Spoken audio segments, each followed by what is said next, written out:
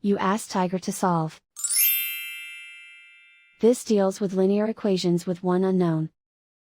The final result is y equals 5. Let's solve it step by step.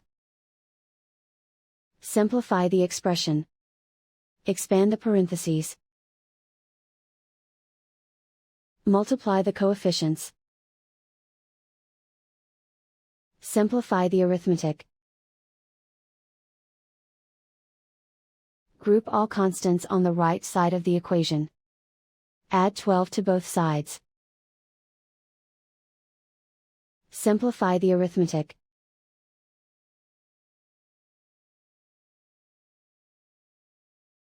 Isolate the y. Divide both sides by 9. Simplify the fraction. Find the greatest common factor of the numerator and denominator. Factor out and cancel the greatest common factor. And so the final result is y equals 5.